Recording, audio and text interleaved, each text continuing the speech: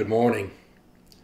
Saw an interesting story recently about Andy Gillahorn and Gabe Scott.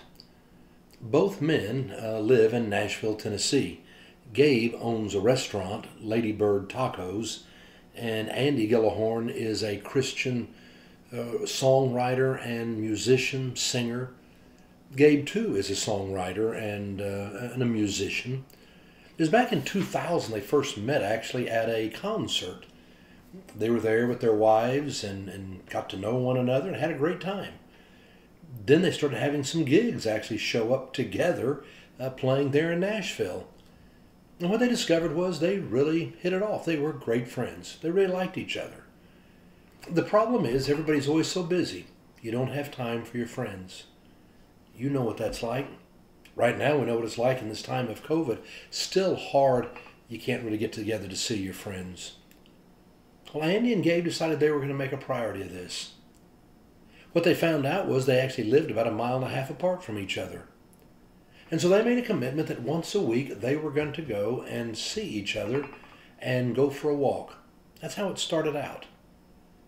And they would both at the same time leave their home, head for each other, and when they got to each other, give each other a high five.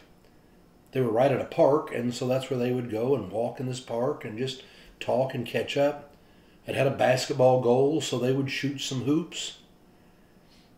And then it continued to start developing.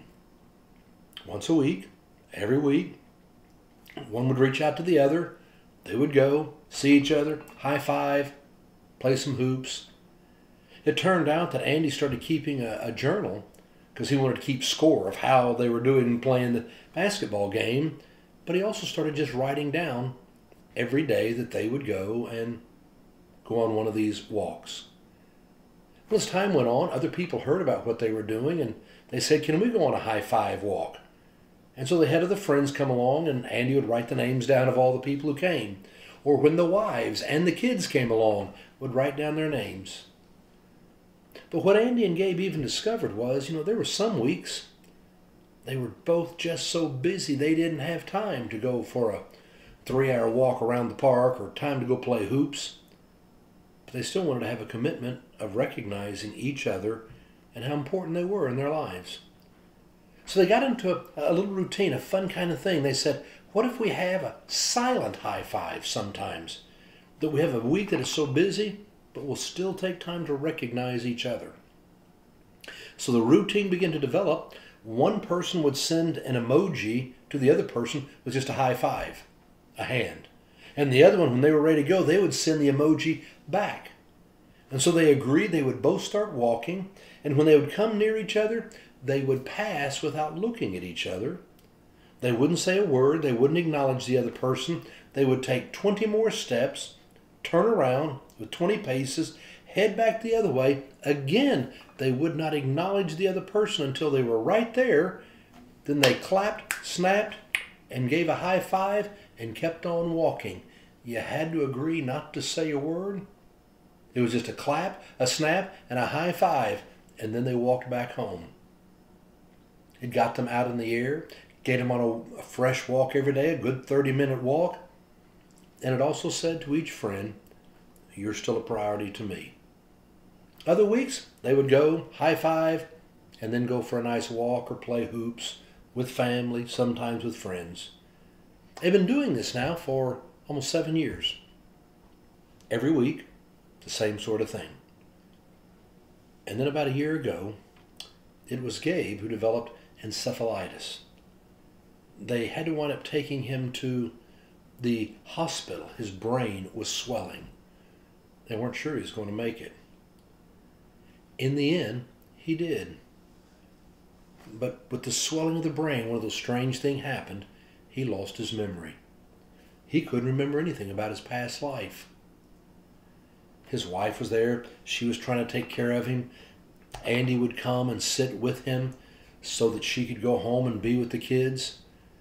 And here was Gabe trying to figure out, who am I? Where am I? What is my past? He said, what I learned was people would tell me things, and sometimes they'd ring true, and sometimes they wouldn't. He said, like his wife started trying to tell him, you love Hallmark movies. He said, that just didn't ring true. But one day it was Andy who said, I need you to do something for me. I want you to get out of bed. I want to walk towards each other and give me a high five. And as they got up and started walking towards each other, suddenly, without prompting, Gabe clapped, snapped, high five. Exactly what they would do. He didn't remember he used to do that or who he would do this with.